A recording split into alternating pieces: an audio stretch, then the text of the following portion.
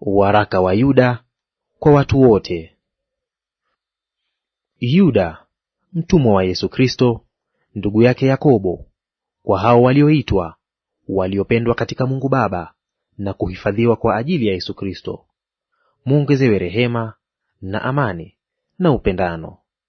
Wapenzi, nilipokuwa nikifanya bidii sana kuwaandikia habari ya wokovu, ambao ni wetu sisi sote, niliona imenilazimu kuwaandikia, ili niwaonye kwamba muishindanie imani waliokabidhiwa watakatifu mara moja tu. Kwa maana kuna watu waliojiingiza kwa siri, watu walioandikiwa tangu zamani hukumu hii, makafiri, wabadilio neema ya Mungu wetu kuwa ufisadi, nao humkana yeye aliye peke yake Mola na Bwana wetu Yesu Kristo. Tena napenda kuwakumbusha, ijapokuwa mmekwisha kujua haya yote, ya kwamba Bwana akiisha kuwaokoa watu katika nchi ya Misri, aliwaangamiza baadaye wale wasioamini. Na malaika wasioilinda enzi yao wenyewe, lakini wakayaacha makao yao yaliyowahusu, amewakemea katika vifungo vya milele, chini ya giza kwa hukumu ya siku ile kuu. Kama vile Sodoma na Gomora na miji iliyokuwa kando kando, waliofuata uasherati kwa jinsi moja na Hawa, wakaenda kufuata mambo ya mwili yasiyo ya asili, imewekwa kuwa dalili, wakiadhibiwa katika moto wa milele. Kadhalika na Hawa, katika kuota kwao, huutia mwili uchafu, hukataa kutawaliwa na kuyatukana matukufu. Lakini Mikaeli, malaika mkuu, aliposhindana na Ibilisi na kuhojiana naye kwa ajili ya mwili wa Musa, hakuthubutu kumshtaki kwa kumlaumu, bali alisema, Bwana na akukemee. Lakini watu hawa huyatukana mambo wasiyoyajua, na mambo wayatambuayo kwa asili wajiharibu kwayo, kama wanyama wasio na akili. Ole wao, kwa sababu walikwenda katika njia ya Kaini, na kulifuata kosa la Baalamu pasipo kujizuia, kwa ajili ya ujira, nao wameangamia katika maasi ya Kora. Watu hawa ni miamba yenye hatari katika karamu zenu za upendo, walapo karamu pamoja nanyi, wakijilisha pasipo hofu. Ni mawingu yasiyo na maji, yachukuliwayo na upepo, ni miti iliyopukutika, isiyo na matunda, iliyokufa mara mbili na kung'olewa kabisa. Ni mawimbi ya bahari yasiyozuilika, yakitoa aibu yao wenyewe kama povu. Ni nyota zipoteazo, ambao weusi wa giza ndiyo akiba yao waliowekewa milele.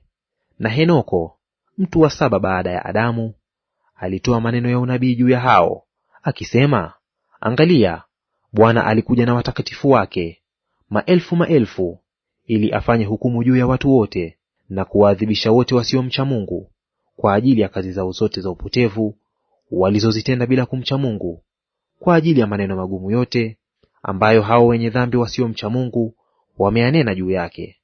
Watu hawa ni wenye kunung'unika, wenye kulalamika, waendao kwa tamaa zao, na vinywa vyao vyanena maneno makuu mno ya kiburi, wakipendelea watu wenye cheo kwa ajili ya faida. Bali ninyi wapenzi, yakumbukeni maneno yaliyonenwa zamani na mitume wa Bwana wetu Yesu Kristo, ya kwamba waliwaambia ya kuwa wakati wa mwisho watakuwako watu wenye kudhihaki, wakizifuata tamaa zao wenyewe za upotevu. Watu hao ndio waletao matengano, watu wa dunia hii tu, wasio na roho. Bali ninyi wapenzi, mkijijenga juu ya imani yenu iliyo takatifu sana, na kuomba katika Roho Mtakatifu, jilindeni katika upendo wa Mungu, huku mkingojea rehema ya Bwana wetu Yesu Kristo, hata mpate uzima wa milele.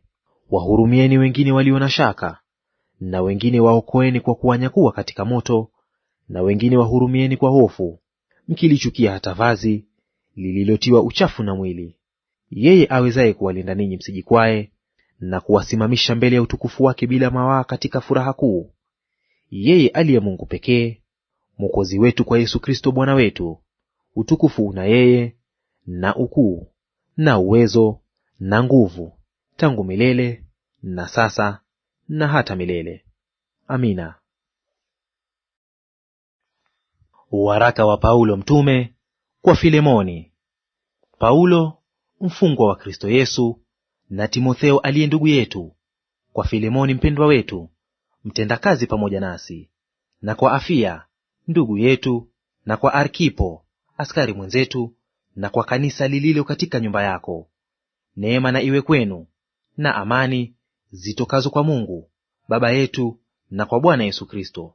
Namshukuru Mungu wangu siku zote, nikikukumbuka katika maombi yangu, nikisikia habari za upendo wako na imani ulionayo kwa Bwana Yesu na kwa watakatifu wote, ili kwamba ushirika wa amani yako ufanye kazi yake katika ujuzi wa kila kitu chema kilicho kwetu katika Kristo. Maana nalikuwa na furaha nyingi na faraja kwa sababu ya upendo wako, kwa kuwa mioyo ya watakatifu imeburudishwa nawe, ndugu yangu. Kwa hiyo nijapokuwa nina ujasiri katika Kristo kukuagiza likupasalo, lakini kwa ajili ya upendo nakusihi, kwa kuwa ni kama nilivyo Paulo mzee, na sasa mfungwa wa Kristo Yesu pia, nakusihi kwa ajili ya mtoto wangu niliyemzaa katika vifungo vyangu, yaani Onesimo, ambaye zamani alikuwa hakufai, bali sasa akufaa sana, wewe na mimi pia, niliyemtuma kwako yeye mwenyewe, maana ni moyo wangu hasa, ambaye mimi nalitaka akae kwangu, apate kunitumikia badala yako katika vifungo vya Injili. Lakini sikutaka kutenda neno lolote isipokuwa kwa shauri lako, ili kwamba wema wako usiwe kama kwa lazima, bali kwa hiari. Maana labda ndiyo sababu alitengwa nawe kwa muda, ili uwe naye tena milele.